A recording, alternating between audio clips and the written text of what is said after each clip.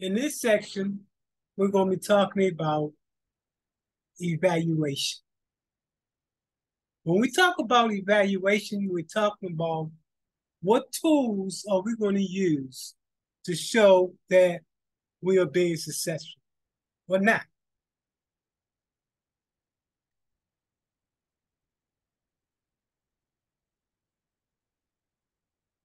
There are two types of tools I want to start off with that we can use. The first type of tools when it comes to evaluation is called a performance measurement.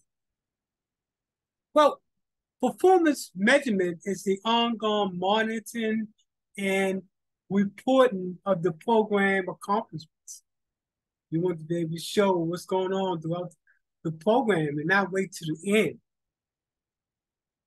Program measures may address the type or level of program activities conducted, which is a process. We're going to talk about that later on. Or the direct product and service delivered by the program, which is outputs, and the results of those products and services, which is outcome. We're going to be talking about this more as we move forward. So a program may be an activity, project, function, or policy that has an identifiable purpose and set of objectives.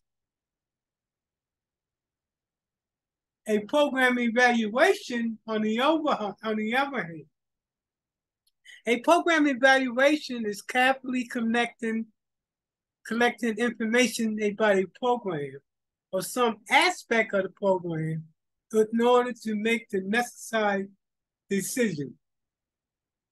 That is, verify that you're doing what you think you're doing. A program evaluation typically examines achievement of program objective in the context of other program performances. There are four types that you can identify, and those types are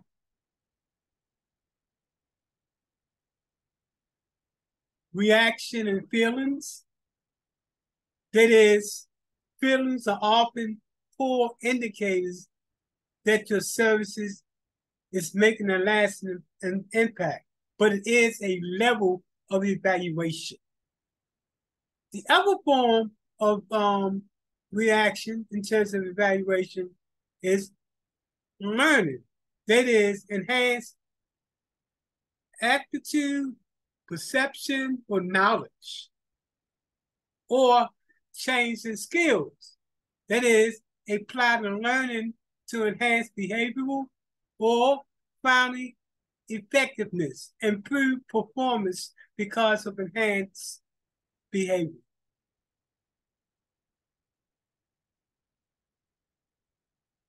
So let's talk about the types of program evaluation. The first type is known as a process or implementation evaluation. This form of evaluation assesses the extent to which a program is operating. It typically assesses program activities. The next type is an outcome evaluation. This form of evaluation assesses the extent to which the program achieves its outcome-oriented objectives. It focuses on outputs, outcomes, including unintended effects, to judge the program effectiveness. It may also assess program process to understand how outcomes are produced. Then the next type of evaluation is known as an impact evaluation. Well, impact evaluation is a form of outcome evaluation that assesses the net result of a program by comparing program outcomes with an estimate of what would happen in the absence of the program.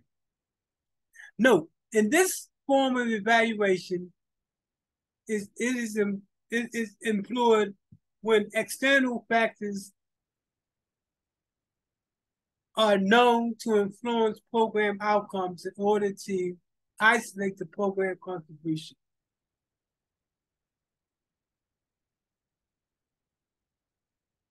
Another form of evaluation, type of evaluation, is known as a cost benefit and a cost effectiveness analysis.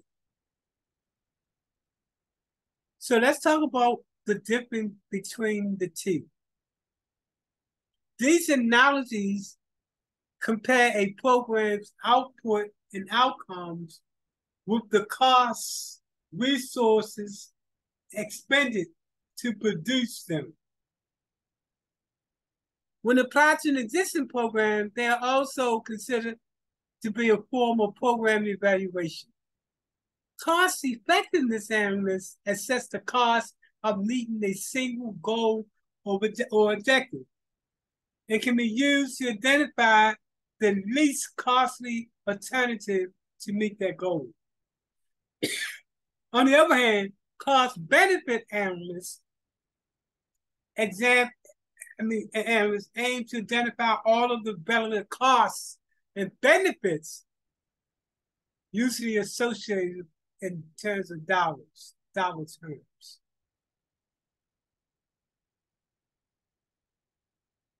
The first type of outcome evaluation is known as a logic model. This is an example of a more elaborate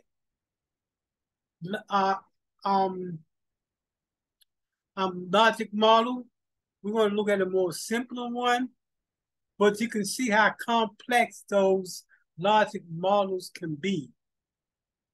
And the logic model basically talks about what does the outcome look like? How did you achieve your outcome?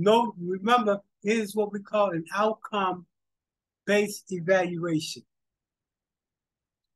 Another type of logic model, and I think this is more down to earth, more simplistic than the first one, which is for when you're going for a large number of dollars. This logic model is focused on prevention.